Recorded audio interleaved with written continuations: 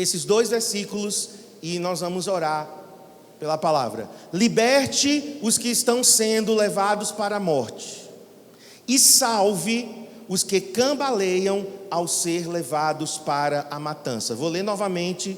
Liberte os que estão sendo levados para a morte e salve os que cambaleiam ao ser levados para a matança. E o verso 12 diz: você poderá dizer, não sabíamos de nada.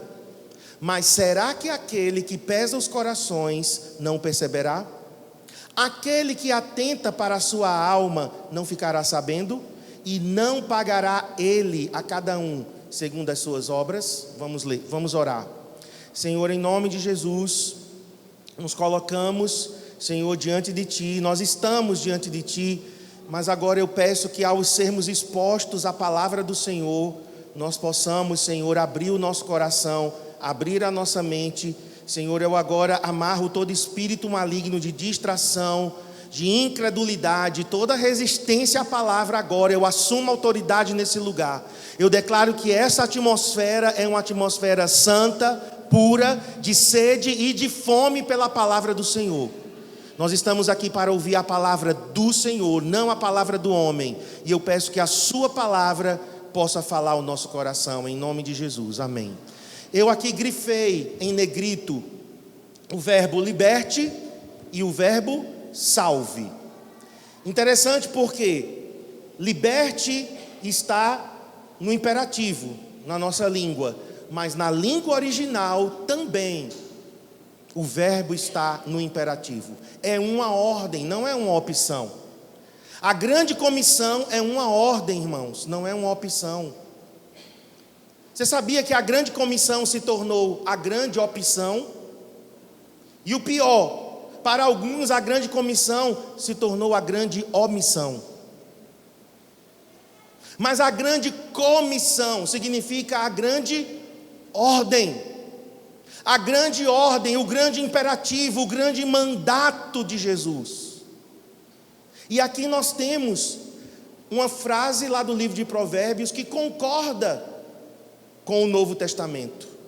Aqui eram pessoas que estavam sendo levadas para a morte, eram condenadas, algumas justamente, mas outras injustamente. Já nessa época, a justiça falhava também. E alguns aqui estavam sendo levados injustamente para a morte. Alguns estavam cambaleando. A palavra cambalear significa tropeçar, um andar trôpego. Alguns estavam sendo arrastados para a morte. Vejam, irmãos, as pessoas, elas são escravas do pecado. As pessoas são escravas de Satanás. O apóstolo Paulo disse em 2 Coríntios 4, que o Deus desse século cegou o entendimento das pessoas. Às vezes a gente diz, não, as pessoas não se convertem porque elas são duras, incrédulas, é porque elas não querem. A verdade não é essa. A verdade é que as pessoas são escravas. Eu te pergunto, um escravo tem vontade? Um escravo tem querer? Sim ou não? Não. Nascemos debaixo do pecado. Ninguém escolheu aqui nascer pecador. Você escolheu nascer pecador? Se a gente tivesse a opção de nascer pecador, será que nós escolheríamos? Não. Então as pessoas são escravas, elas estão sendo arrastadas para a morte. Mas o mesmo Paulo que disse que o Deus desse século cegou o entendimento dos incrédulos, Paulo disse, mas o nosso Deus resplandeceu a luz do Evangelho. O Evangelho é luz, e quando o Evangelho é pregado, ele resplandece no coração da pessoa, o Espírito Santo trabalha no coração da pessoa, e a pessoa é levada a dar uma resposta a Deus, sim ou não. Mas o Evangelho precisa ser pregado, porque o Evangelho é a única esperança para as pessoas que estão aqui, sendo levadas para a morte, e que estão cambaleando, tropeçando ao serem levados para a matança. O verso 12 que eu li diz: mas você poderá dizer, não sabíamos de nada. Irmãos, nós damos muitas desculpas para Deus. Essa é a verdade. Eu já dei muitas desculpas para Deus.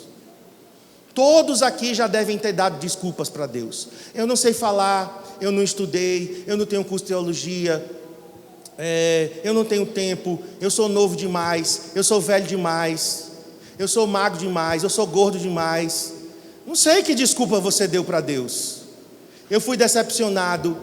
Deus, quais desculpas? A desculpa aqui é: eu não sabia. Eu não sabia que as pessoas estavam caminhando para a morte. Eu não sabia que elas estavam cambaleando, levadas para a matança. É a justificativa aqui. Alguém se dizendo ignorante. Mas eu creio que foi Salomão que escreveu, depois até eu vou conferir, porque tem alguns provérbios que não foram Salomão, mas eu acredito que esse foi Salomão. E Salomão ele diz: mas será que aquele aqui é Deus, que pesa os corações? Deus sabe, irmãos, das desculpas que nós damos. Deus sabe dos argumentos que nós utilizamos e que eles não são verdadeiros. Aquele que pesa os corações não perceberá? Meu querido, minha querida, nós estamos diante do Senhor e ninguém se esconde dele. Nós andamos na presença do Senhor e nossas desculpas não serão aceitas diante dele, dizendo: Senhor, eu não sabia que aquele meu colega de trabalho, aquele meu amigo de escola, aquele meu vizinho, aquele meu parente, eu não sabia que essa pessoa estava caminhando para a morte. Essa desculpa não será aceita diante do Senhor. Será que aquele que atenta para a sua alma não ficará sabendo? Olha Deus aqui. Deus é aquele que pesa corações. Pesar aqui não é pegar o coração e colocar numa balança. Aqui tem um sentido figurado de Deus, ele está sondando as motivações do nosso coração. Também ele diz: aquele que atenta, observa a nossa alma. O Senhor observa. O Senhor sabe a verdade plena, total. Nada está escondido diante do Senhor. Nós podemos dar desculpas uns aos outros. Nós podemos dar desculpas a nós mesmos. Nós podemos até querer nos auto-enganar, nos auto-sabotar. Mas, irmãos, aqui está claro: ninguém vai poder chegar diante de Deus e dizer: não sabia de nada. Ele diz, termina aqui o verso 12: e não pagará Deus a cada um segundo as suas obras. Deus é um Deus de recompensas, irmãos. Hebreus capítulo 11 diz que aquele que se aproxima de Deus, se aproxime com fé, porque Ele é galardoador, Ele é recompensador daqueles que o buscam. Olha, nós temos um Deus que recompensa. Pagar aqui é recompensar. E nós seremos recompensados de acordo com as nossas obras. Não é salvação. Salvação é pela fé, é de graça, é pela graça que somos salvos. Aqui não é questão de salvação, mas aqui é recompensas. Porque nós compareceremos diante do Senhor e prestaremos conta da nossa vida. Depois que você converteu, pensa do momento que você converteu. Tem quanto tempo? 5, 7, 10 anos, 1 ano, alguns meses? Quanto tempo tem que você converteu? Do dia que você converteu até o dia da sua morte ou do arrebatamento, nós prestaremos conta deste período. Passaremos diante do Senhor. E é aqui nesse contexto que concorda com o Novo Testamento. Nós estamos aqui num texto do Velho Testamento, do Antigo Testamento. Mas ele concorda plenamente com o que Paulo diz: pois todos compareceremos diante do tribunal de Cristo. Romanos capítulo 14. 2 Coríntios capítulo 5, ele diz: receberemos do Senhor a recompensa. Mas em um outro texto ele diz: receberemos do Senhor ou não. Ou não. Então, não haverá desculpas diante do Senhor. E já que nós estamos aqui lançando esse projeto, isso aqui não só é para os líderes, irmãos. Estava explicando de manhã. Imagina que nós vamos fazer um mês de evangelismo nas células e você não convida ninguém. Nós vamos evangelizar quem? Uns aos outros? Vocês vão pregar o evangelho para os crentes? Sim? Não. Não, porque nós já ouvimos, pelo menos o evangelho da salvação, nós já ouvimos. Como diz o ditado, nós não vamos chover no molhado. Nós não vamos, ensinar aos crentes aquilo que eles já sabem. É necessário que cada um de nós levemos alguém, convidemos alguém, vamos em busca de alguém. Se sua célula é na quarta, você tem ainda hoje o finalzinho do dia, amanhã, terça e quarta. Se a tua é na quinta, tem um prazo maior. Se a tua é no sábado, você ainda tem um prazo maior. Mas não temos desculpas. Deus está contando conosco, não só com o teu líder de célula. Os líderes também vão convidar pessoas.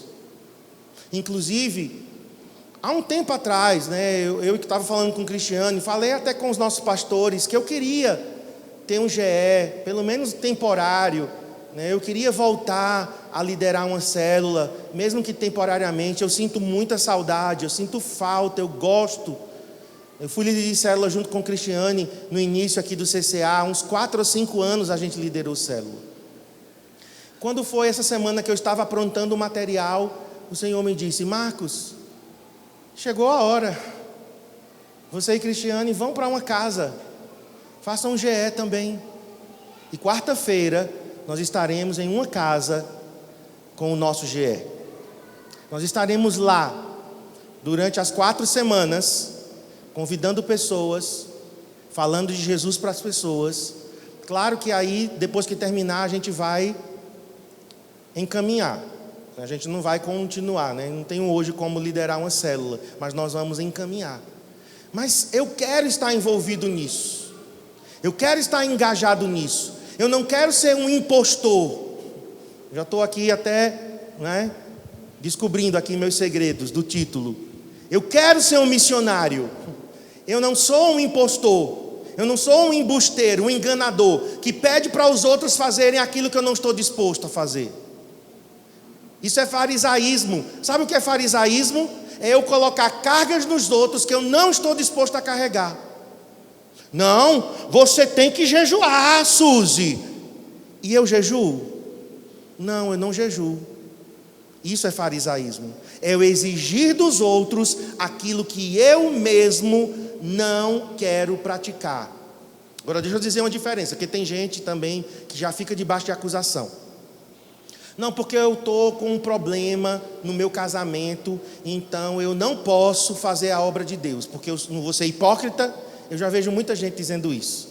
Geralmente são pessoas que não querem consertar, não querem acertar a vida. Acontece isso na ceia do Senhor também. Não, porque eu estou em pecado, não vou cear. Espera aí. É melhor você confessar, abandonar, consertar e cear? Ou você prefere continuar na prática do pecado e se eximir da ceia do Senhor?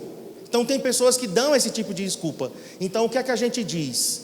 Fariseu é aquele que manda os outros fazer uma coisa que eles não querem fazer, não estão dispostos de fazer, e está decidido que eles não vão fazer. Agora, se você, por exemplo, já aconteceu, vou confessar aqui meus pecados, já aconteceu, por exemplo, de eu e Cristiane, a gente está meio bicudo e vir para o culto. Está certo isso? Não, claro que não está. Claro que não está. Mas às vezes acontece. Casais aqui sabem muito bem disso, Quem não tem pecado aqui nessa área, atire a primeira pedra em mim. Cadê as pedras? Nenhuma. Nenhuma. Então, muitas vezes a gente veio assim, meio chateado um com o outro. Mas sabe o que a gente faz? Imagina que eu ia dizer: não vou para o culto hoje não, porque eu estou chateado com o Cristiane. Senão eu vou ser um hipócrita lá na frente.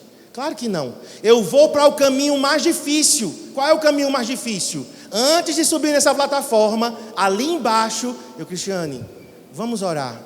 Me perdoe, porque eu não quero ministrar com o meu coração com barreira com você. Vamos orar. Esse é o caminho mais difícil, mas a gente conserta.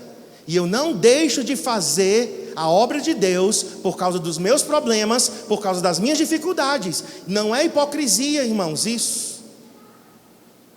Ok? Não é hipocrisia. Às vezes a gente até tem que dizer às pessoas: irmãos, eu ainda estou vencendo nessa área.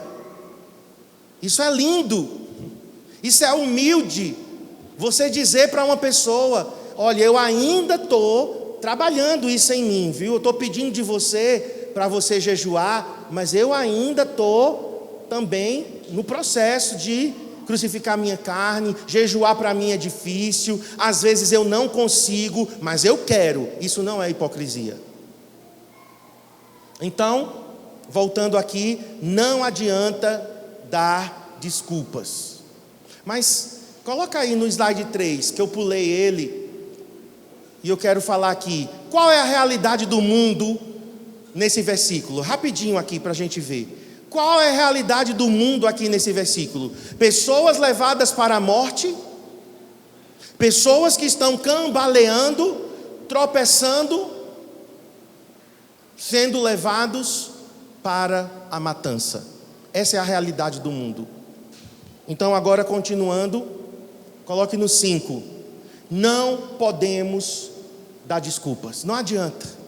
A gente pode até dar, a gente pode até querer ficar cego com relação ao mundo ao nosso redor. Estava dizendo hoje de manhã, talvez você não está atualizado com as notícias de hoje. Eu mesmo hoje de manhã, até agora, né? Eu não olhei nada de notícia, então eu não sei nesse domingo o que foi que aconteceu no mundo. Provavelmente não aconteceu nada grave, porque senão já tinham mandado mensagens para mim, né? Os grupos de WhatsApp já estariam bombando aí as catástrofes, né? Porque coisa ruim num instante se dissemina, né? Então eu acredito que não aconteceu nenhuma catástrofe aí no mundo. Mas até onde eu sei, ao meu redor, eu percebo as coisas que estão acontecendo. Eu não estou inocente. Eu sei do que o mundo está sofrendo, do que as pessoas estão vivendo. Eu tenho consciência de que essa época que nós estamos vivendo é uma época difícil. É uma época onde o pecado tem escravizado. É uma época onde as pessoas estão longe de Deus, estão clamando por Deus e estão até tentando, pelos seus próprios meios, solucionar o seu problema espiritual. Eu não estou alheio. Talvez você não é aquela pessoa super informada. Eu, por exemplo, todo dia eu leio notícias. Todo dia eu vou na internet e eu tenho tempo para ler notícias. Eu gosto. Eu leio notícias do mundo, eu leio notícias do Brasil e eu entro em alguns blogs da cidade, né, e leio algumas notícias de Garanhuns. Ok, mas talvez você não seja assim. Tudo bem. Mas no mínimo você sabe o que está acontecendo na sua família. Espero. No mínimo você sabe o que está acontecendo com a sua vizinhança. Espero. Com o teu colega de trabalho, com o teu amigo. Nós não estamos, irmãos, numa ilha. Nós não estamos numa bolha, vivendo isolados no nosso mundo. Seria muito egoísmo e seria muito estranho, porque foi isso que a igreja fez na Idade Média. A igreja se isolou nos mosteiros, nos monastérios. Tinham pessoas que eram eremitas, viviam em cavernas para não ter contato com outros seres humanos, para não pecar. Resolveu? Não, porque o pecado está dentro. Não resolveu. Então, nós não podemos dar desculpas. Agora, mesmo que você esteja dando desculpas, eu quero te deixar informado. Hoje você não sai desse lugar mal informado. Hoje você não vai sair daqui mais ignorante. Você vai saber a verdade do mundo. Se você não sabia, porque eu acredito que você sabe. Mas se não sabia, a partir de agora, você não tem mais desculpas. Vamos lá então, o mundo ao nosso redor. O mundo hoje tem 7,733 bilhões de habitantes. 7 bilhões 733 milhões de habitantes. Daqui a alguns anos, nós atingiremos a marca de 8 bilhões de seres humanos. É muita coisa. É muita coisa. Eu lembro quando eu converti em 87, e o meu pastor, que em 87 foi quando o mundo atingiu a marca de 5 bilhões. E eu lembro que ele falou isso no culto. Ele é evangelista, ele é um homem, né, que gosta de ganhar almas. Então eu lembro que ele falou: o mundo tem 5 bilhões. Isso foi em 87. Quantos anos se passaram? 32. Em 32 anos nós pulamos de 5 bilhões para 7,7. Desses 7,7 bilhões, 3 bilhões nunca ouviram o Evangelho. 42,3% da população mundial não sabe quem é Jesus. A gente acha que o mundo todo é cristão. Por nós sermos cristãos, por a gente ter nascido em uma pátria cristã, mesmo católico romana, mas é cristianismo também. Então a gente acha que o mundo todo é assim. Não. Tem lugares que se você chegar lá e disser o nome Jesus, ele vai perguntar: é de comer? É uma nova marca de roupa? É um celular? Eu ouvi falar de um Guaraná que tem lá no Maranhão. É isso que você está falando? As pessoas no mundo ainda temos 3 bilhões que não sabem quem é Jesus. E Jesus disse que o Evangelho tinha que ser pregado a todos. Então a tarefa ela ainda não está terminada, queridos. Pode passar. Das 6.901 línguas conhecidas no mundo, 6.901 línguas já foram catalogadas. Nós temos em torno de 200 nações no mundo, 200 países, 200 países, mas nós temos 6.901 línguas.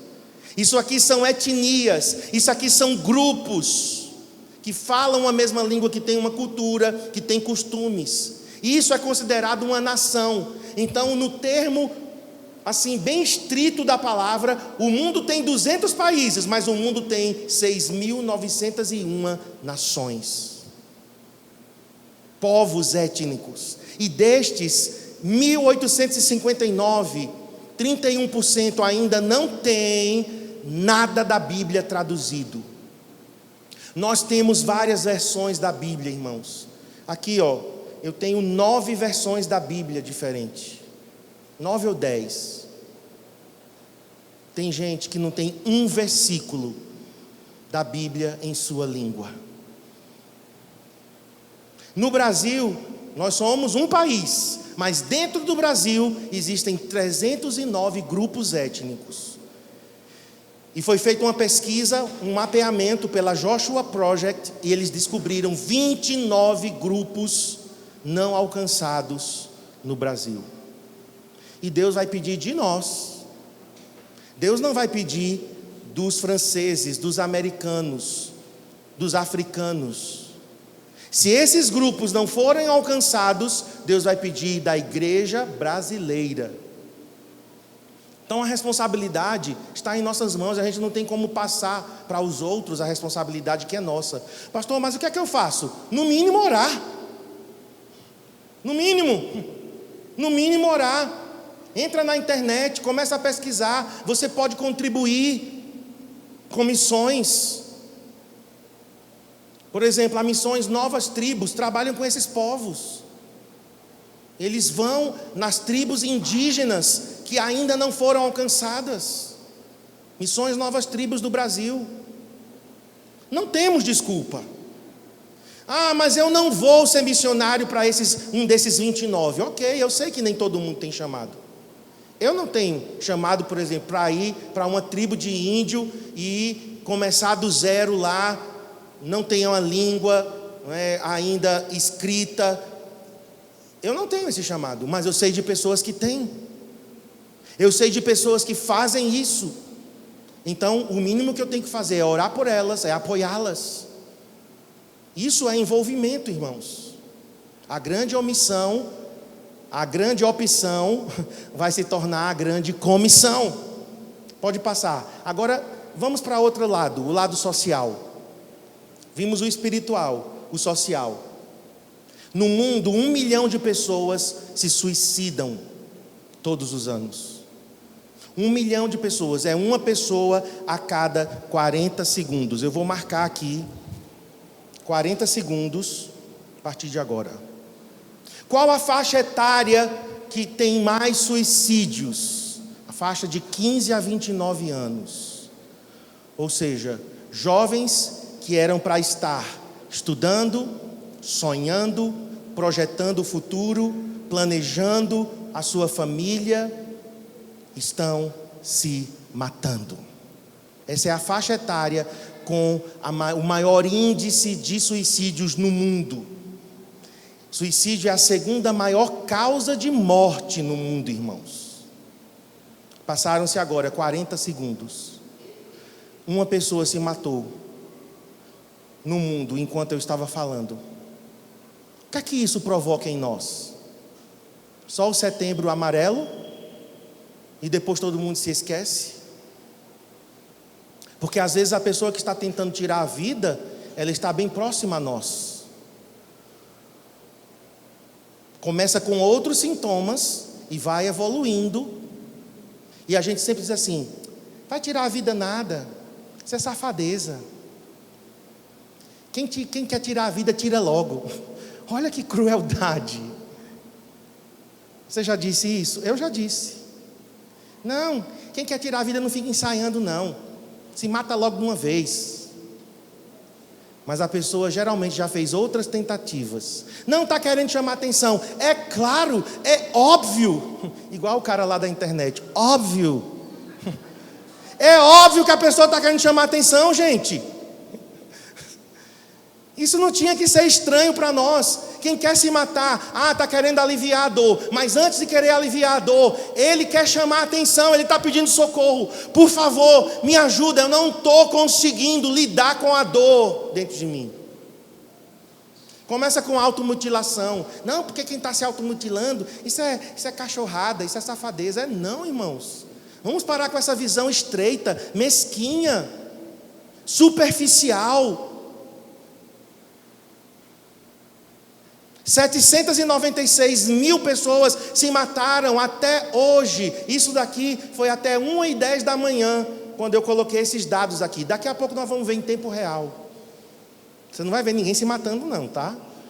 Mas você vai ver os números em tempo real. Eu acho que isso até choca mais, porque cada número que passa é uma pessoa que se matou. 796.353 pessoas se mataram em 2019 até agora. Pode passar. No Brasil, a média de 12 mil suicídios por ano. O Brasil está no número 8º no mundo inteiro. E só está no número 8º porque tem aqui Índia, China e Estados Unidos, que são países com uma população, e Rússia, com uma população maior que o Brasil. Então é claro que vai ter mais suicídios lá. Se a população é maior, os números absolutos aumentam. Índia e China têm mais de 1 bilhão de habitantes, então o número de suicídios realmente é maior, porque o número de população é maior. Estados Unidos, 350 milhões aproximadamente, então o número é maior. Rússia, eu acredito que a Rússia também tem mais população do que o Brasil. Mas Japão, Coreia do Sul e Paquistão têm menos. E aqui nós estamos vendo 3 países de primeiro mundo. Nós estamos vendo aqui Estados Unidos e Japão, que são 2 potências mundiais, países ricos, altamente tecnológicos. Japão, por exemplo, tecnologia está na vida das pessoas. O vaso sanitário japonês é uma coisa maravilhosa. Só falta falar com você. Eles estão cercados de tecnologia. Vaso sanitário japonês, ele faz o serviço completo. Você sai de lá tinindo do banheiro, não é? Uma maravilha. Mas mesmo com essa tecnologia, as pessoas estão se matando. Mesmo em países ricos, Coreia do Sul é um país emergente. Coreia do Sul é um dos tigres asiáticos. Mesmo assim, as pessoas estão se matando. Então não é dinheiro, não é tecnologia, irmãos, que responde ao anseio da humanidade. Se fosse assim, não teríamos. Assassinatos, coloque o próximo. No Brasil, no ano passado, 51.589 pessoas foram assassinadas. Esse é um índice altíssimo. Tem cidades brasileiras que estão entre as 50 cidades mais violentas do mundo. Cidades aqui do Nordeste. Estava olhando a lista das 50 cidades mais violentas do mundo.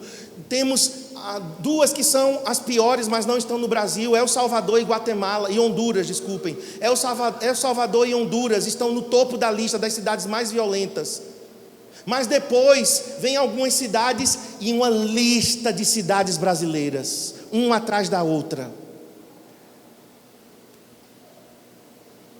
Pode passar. Abortos. 55,9 milhões de fetos foram abortados, em média, durante os anos de 2000 a 2014. Por ano, não é a soma dos anos, não. Por ano, é uma média. Ontem, quando eu olhei, nessa madrugada, até essa madrugada, no ano de 2019, 31 milhões de abortos foram cometidos. E quando não, a mãe morre junto, porque foi feita em uma clínica clandestina. Ela queria resolver um problema, e então acabou que ela perdeu a própria vida. Nem todas são clínicas como nos Estados Unidos. Esses dias eu vi um vídeo gravado na porta de uma clínica americana. Eu chorei. O pai estava berrando, pedindo, dizendo o nome da mulher dele, que ela ia abortar. E ele dizia: fulana, por favor, não aborte. E ela entrou na clínica. Um derramamento de sangue. A terra está coberta de sangue. Não é o sangue das baleias. Nós temos que defender os animais em extinção, sim. Nós temos, que preservar o meio ambiente, sim. Mas eu vejo pessoas mais preocupadas com o seu cachorro do que com um feto que foi abortado.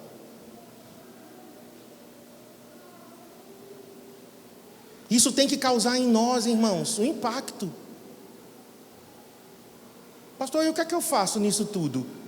De novo, o mínimo é a gente orar. O mínimo é nos colocarmos diante do Senhor e dizermos: Deus, o que nós podemos fazer? Talvez você vai ser levantado para trabalhar com gestantes. Ontem uma irmã estava dizendo isso para nós. Pastor, eu ouvi falar de um trabalho com gestantes. Faz o pré-natal no médico, mas tem um pré-natal espiritual. Olha que coisa linda, irmãos. Tem um pré-natal onde a gente ministra, aconselha, ora pelo bebê. Tenta impedir que traumas aconteçam, até abortos aconteçam. Talvez trabalhar com adolescentes na periferia. Meninas de 12, 13 anos que estão grávidas. E as próprias mães dessas meninas é que dizem: você vai abortar, porque eu não tenho como cuidar dessa criança. Você é uma criança, eu já cuido de você, como é que eu vou cuidar de outra? Aborte. E a mãe vai e faz lá o chá, compra o remédio. Na periferia está acontecendo isso. Divórcios. A cada 3 casamentos no Brasil, um acaba. A cada 3 casamentos, um acaba. Tivemos 1.100.000 casamentos em 2016. 344.000 separações. 1/3. 31,4%. Pode passar. Violência contra a mulher. Isso aqui é o mundo, viu? Bem-vindo ao mundo. Porque às vezes nós estamos na nossa bolha de redes sociais, onde tudo é lindo, maravilhoso, cheiroso, ninguém tem problema, todo mundo é bonito, todo mundo tem botox, todo mundo faz plástica, todo mundo veste roupa de marca, todo mundo tem celular de última geração, e você não tem, e fica angustiado, não é? Porque você não tem o mesmo celular, você não tem a roupa, você não tem, né, a grife, isso aqui é o mundo, irmãos. Rede social não é a realidade. Em rede social ninguém tem problema. Eu mesmo só coloco coisa boa em rede social. Esses dias eu coloquei o romance real de Adriel, de Bia, os 18 anos dele. Mas na real ele sabe das broncas. Ali é o virtual. No virtual é glamour, né? Mas na real não é assim, não é bem assim. E a gente vive se comparando. Uma performance cada vez mais exigida. Pastores estão se suicidando, viu? Essa semana passada, no Rio Grande do Sul, um pastor se suicidou. Outro caso. Ano passado tivemos uns 3 ou 4 casos. Estados Unidos, mês passado, um pastor que trabalhava aconselhando pessoas se matou. Os pastores estão debaixo de pressão, porque eles têm que ter igrejas lindas, maravilhosas, tem que colocar no stories do Instagram, todo domingo a gente tem que colocar alguma coisa. Eu não sou contra não, a gente vai continuar colocando, mas eu tenho que cuidar do meu coração, porque senão eu caio nisso, e agora eu tenho que ser uma igreja, eu tenho que me comparar, e geralmente as igrejas que a gente se compara são igrejas que estão anos-luz da gente. Eu pego uma Gateway, uma Bethel, Elevation, e aqui no Brasil, Batista Lagoinha, Niterói, Igreja da Cidade em São José dos Campos. E aí não, mas eu tenho que chegar lá também. E muitos não estão sabendo lidar com isso. É uma angústia. Você nunca está satisfeito com nada. Nunca você, né, está feliz, completo em Jesus. E isso tem levado... Agora eu já até fugi aqui do assunto, mas isso tem levado à depressão, ao suicídio. Mas voltando aqui, violência contra a mulher, 1,6 milhão mulheres foram espancadas ano passado no Brasil, ou sofreram tentativa de estrangulamento, enquanto 22 milhões passaram por algum tipo de assédio. O feminicídio tem crescido, as agressões contra a mulher. E o que é que a igreja está fazendo? Se calando. Em nome de um amor cristão falso. Eu vejo pessoas até aconselhando a mulher espancada, e a pessoa diz: não, perdoe, dê a outra face. Quê? Que distorção é essa do ensino de Jesus? Uma mulher está apanhando e você diz que ela tem que dar outra face porque Jesus mandou? Irmãos, isso é absurdo que um crente faça uma coisa dessa, mas tem crente que faz. Olha, deixa eu te dizer, perdoar é dever cristão, mas existe justiça, existem leis que têm que ser cumpridas, e nós não podemos silenciar. Eu mesmo, quando eu sei de casos de agressão contra a mulher, eu digo à pessoa: o que você tem que fazer é denunciar. Eu não vou fazer isso por você. O que você tem que fazer é denunciar. Se você for, a gente te apoia. Claro que a gente também não é trouxa, né? Porque às vezes a gente já fez isso. Não, eu vou lá com você e eu faço a denúncia, e depois a mulher se arrepende. Aí quem ficou mal na fita? Nós que fomos fazer a denúncia. Então a gente não faz mais isso. A mulher vem, relata a agressão, então a gente diz: ok, você vai, faz a denúncia e a gente te apoia. O que você decidir, a gente te apoia.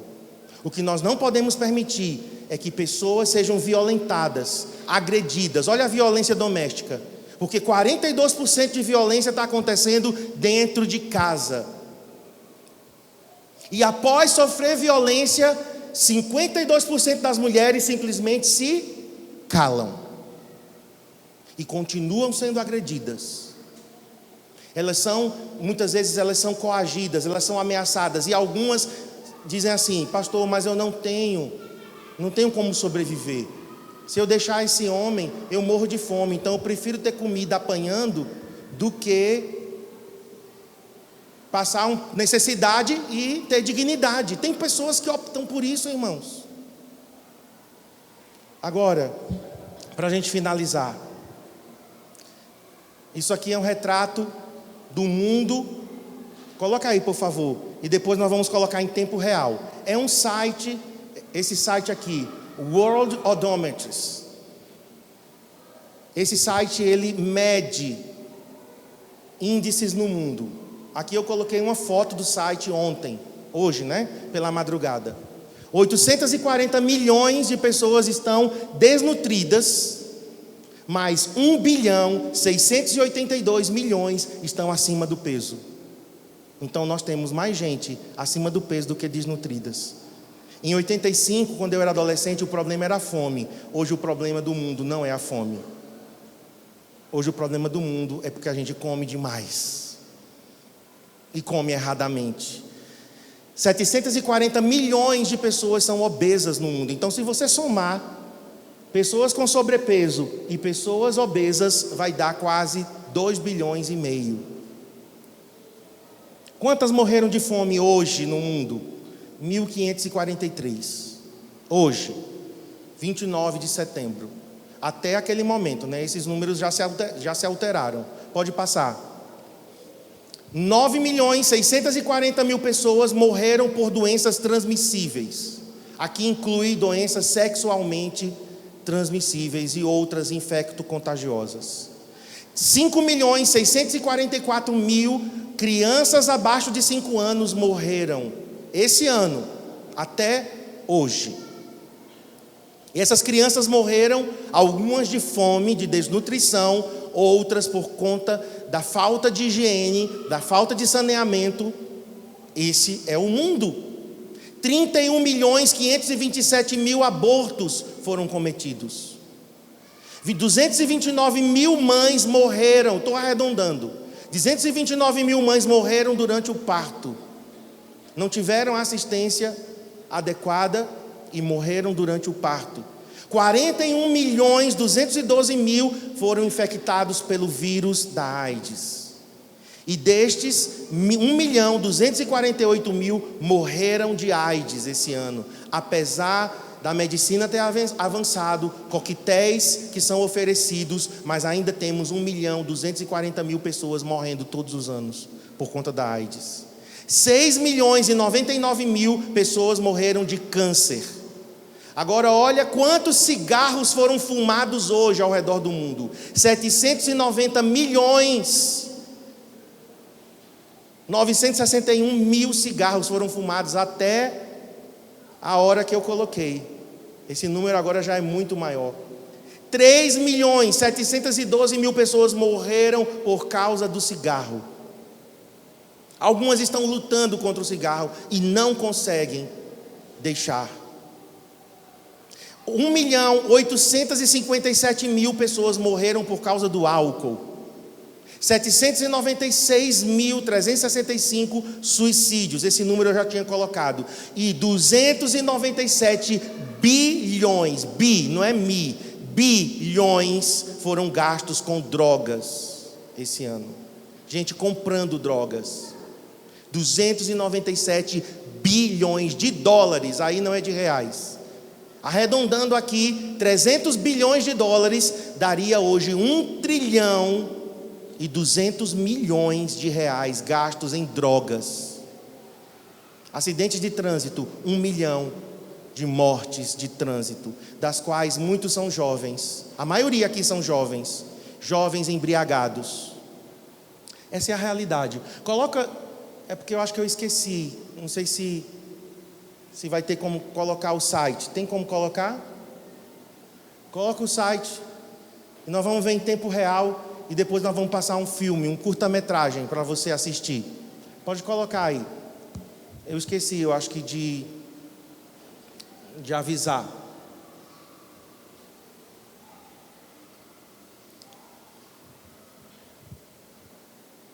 Deixa aqui nessa tela, depois, olha aí, ó. Ali são os nascimentos. Enquanto eu estou falando, olha quanta gente está nascendo. Depois tem as mortes. Enquanto eu estou falando, as mortes não param. Pode ir passando. Pode ir passando.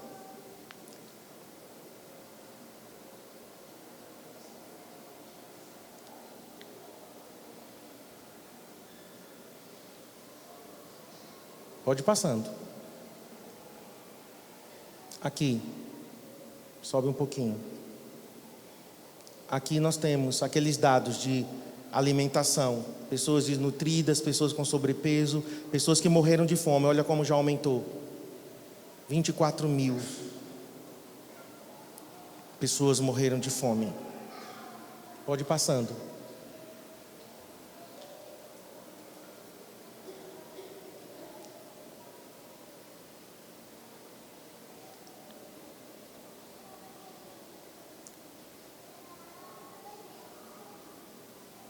Ok, para aqui nessa tela. Abortos. Enquanto eu estou falando, olha lá. Quantos fetos estão sendo assassinados? Enquanto eu estou falando, cada número desse era uma criança que iria nascer. Suicídio. Pode passar. Olha aqui a quantidade de cigarros fumada, como aumentou. Para aí. Olha ali. 12 bilhões de cigarros foram fumados. Só hoje. Pode passar. Suicídios. Ali. Está em 557. Daqui a 40 segundos esse número, 558. Isso é uma pessoa. Agora, eu queria que a gente assistisse um filme, uma curta-metragem. E depois desse filme, nós vamos orar, irmãos. Isso tem que causar.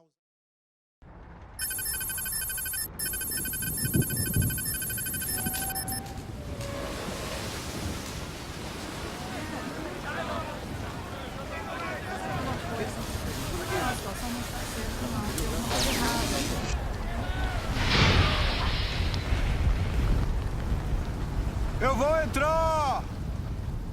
Não!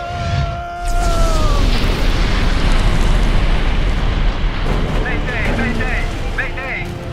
1254, aqui é o Rosemary. Ocorreu uma explosão a bordo. Temos um incêndio, estamos em perigo. Temos somente alguns minutos. Câmbio, Rosemary, aqui é a guarda costeira. Todos os navios da vizinhança dos 44 graus norte e 127 graus oeste entrem em contato e preparem-se para prestar ajuda imediata. Câmbio. Guarda costeira 1254, aqui é o Corpus Christi. Estamos nas mediações e no percurso em direção ao Rosemary. TSE é de 7 minutos. Câmbio. Entendido, Corpus Christi. Estamos aguardando. Câmbio. Fairbanks. Senhor, temos um navio nas imediações, é o Corpus Christi. A ponte de comando informou que eles têm 62 tripulantes com 24 botes salva-vidas para lançamento. Ótimo. Dê as coordenadas e as especificações do manifesto do Rosemary imediatamente. Quero um relatório sobre a situação do Corpus Christi em 5 minutos. Sim, senhor.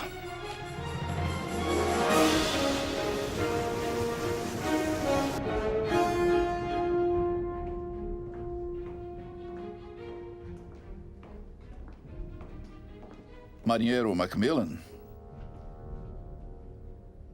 Que noite para o seu primeiro dia de serviço? Quem é você? Escolhas, Jack. Você, amigo, está para entrar no Vale da Decisão. Desculpe-me, senhor, eu tenho... Deixa eu perguntar uma coisa. O que vem primeiro? As dependências de um navio? Ou seu propósito como um todo? Eu creio que o propósito desse navio é bem claro, senhor. Exatamente. Nosso propósito deveria ser bem claro. Jack, estamos entrando em território perigoso. Não há como negar. No entanto, dentro deste navio é um lugar confortável para ficarmos. E aí está a sua escolha. Você irá? Ou também se contentará em simplesmente estudar sobre ir. Senhor, eu tenho que ir. É que eu tenho que servir. E a festa está começando. Jack, a festa já está quase terminando.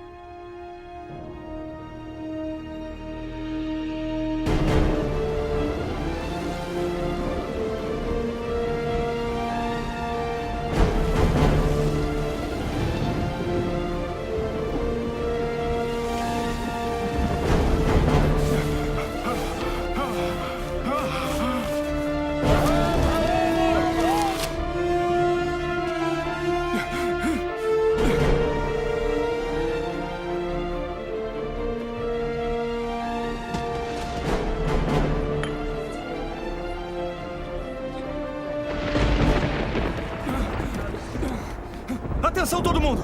Atenção! O capitão mandou que todos se apresentem imediatamente ao oficial Burlow no segundo andar do convés para uma missão de resgate urgente. O oficial Burlow preparou os botes salva-vidas. Vamos lançá-los. Me sigam todos!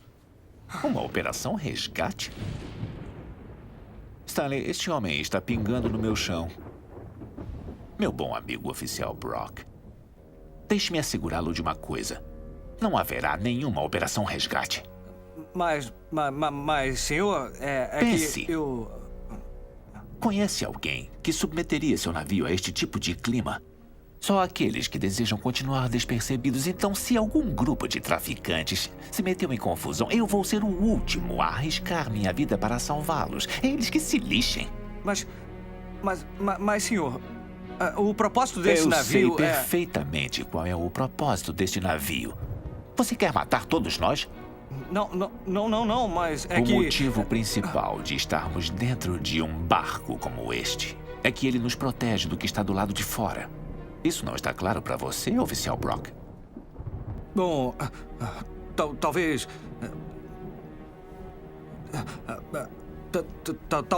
Talvez não esteja, senhor. Desculpe, senhor.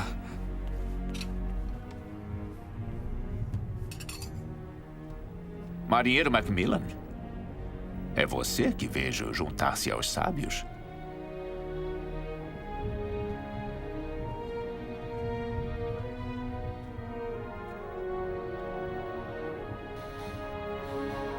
Aí vai alguém corajoso de verdade.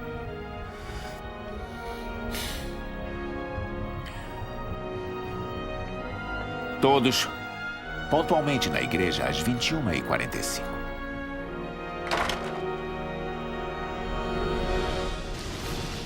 Ainda não estão aqui! Simplesmente deixa o cabo balançando! Ele tem que chegar até embaixo! Assim? Não, eles têm que soltá-lo do barco assim que encostar na água! Tá legal, mas cadê todo mundo? Eu não sei onde estão! Oficial Burlow! Isso, já não era sem tempo, né? Não, o que é isso? São só uns gatos pingados.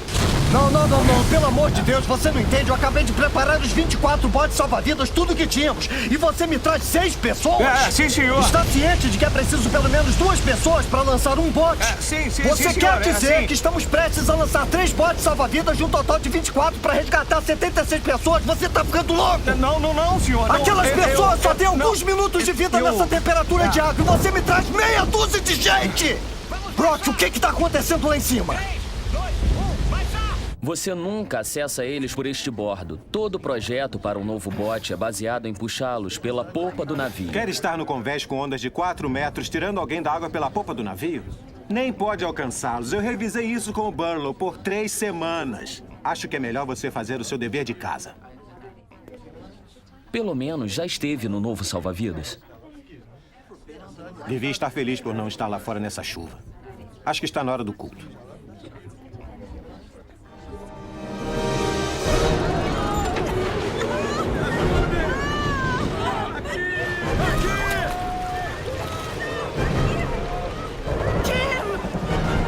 Cadê você? Onde você está?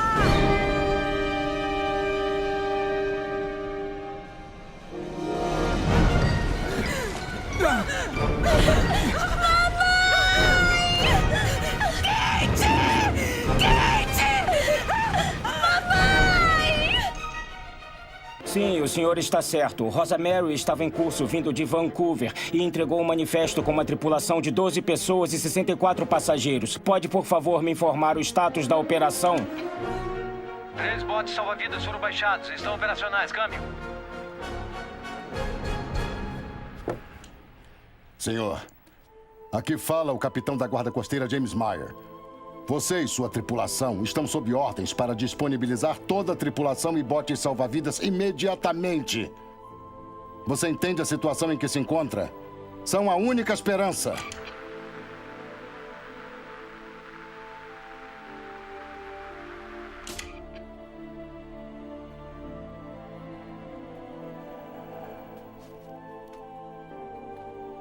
Eles têm o melhor navio que existe. 62 tripulantes, 24 salva-vidas e lançam somente 3.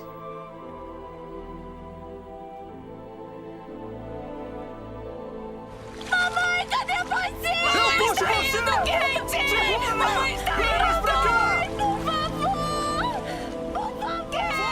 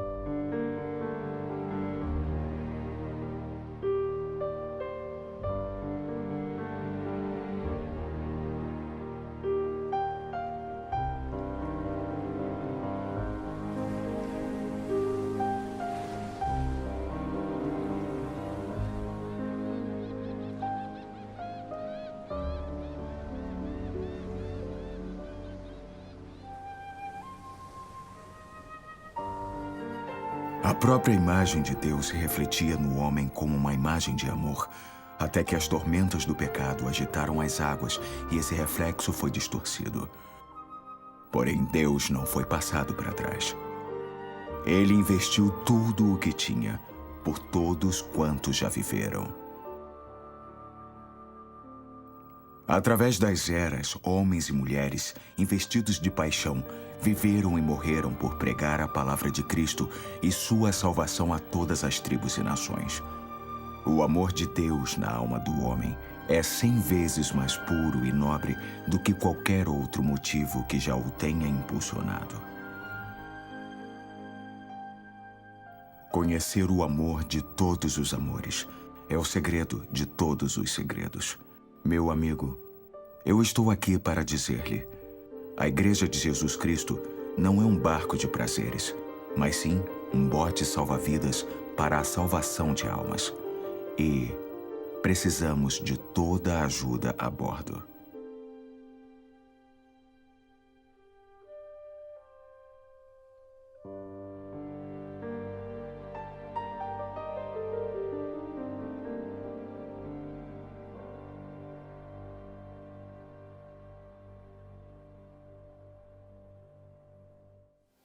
Era o melhor barco de salva-vidas do mundo. Eles tinham os tripulantes mais bem equipados, preparados, botes para salvar. Aconteceu um naufrágio e eles se recusaram a ir. Ficaram na sua festa, ficaram se confraternizando e apenas 3 botes foram lançados. E muitas almas, muitas vidas, se perderam. Esse navio, o nome dele é Corpus Christi. Isso fala que esse navio simboliza a igreja. A igreja não é um barco de prazeres, irmãos. Nós não estamos aqui para nos divertir, para estarmos aqui culto após culto, somente desfrutando da presença gostosa de Deus. Mas nós somos um barco salva-vidas. E se nós não cumprirmos o nosso propósito, não tem razão da nossa existência. A igreja não existe para ela mesma. A igreja existe para glorificar a Deus, pregando o evangelho para as pessoas. Amém? Então eu queria que você colocasse para mim a foto, a imagem aí da frase que inspirou essa mensagem. O pastor Charles Spurgeon, príncipe dos pregadores, ele falou uma frase que foi a frase que eu coloquei, né, como tema da mensagem, que é: um cristão, todo cristão, ou ele é um missionário ou ele é um impostor. Todo cristão, ou você é um missionário ou você é um impostor. E alguém pegou a frase de Charles Spurgeon e disse ainda assim: todo cristão ou é um missionário ou é um campo missionário. Ou você vai ser usado para ganhar almas, ou então você ainda precisa se converter. Nós vamos ficar em pé agora e nós vamos orar encerrando. Coloca o clipe que eu pedi para colocar. E nós vamos orar primeiro pelos nossos supervisores e líderes que vão estar, né, liderando o GES essa semana, a partir dessa semana. Depois que nós orarmos com eles, nós vamos então dar oportunidade para você que quiser também, porque essa missão não só é de líderes, não só é de supervisores, não é só nossa. Essa é uma missão da igreja. Então eu quero convidar, né, os supervisores, os líderes que estão aqui, todos nós que estaremos liderando um GE essa semana. Você pode sair do seu lugar e vamos vir aqui à frente. E depois que nós orarmos por vocês, nós vamos então dar oportunidade para quem quiser, que estiver aqui nessa noite, nesse culto, pode colocar, viu, o clipe. De manhã nós fizemos algo simbólico. Nós tiramos os nossos sapatos. Claro, faça só se você quiser, tá bom? Fica à vontade. Mas nós tiramos os nossos sapatos dizendo: eu vou, Jesus. Eu vou, Jesus. Os meus pés serão os teus pés. Senhor, eu vou obedecer o teu ide. Se você entende isso, tome-os nas suas mãos, porque isso aqui, a Bíblia diz: quão formosos são os pés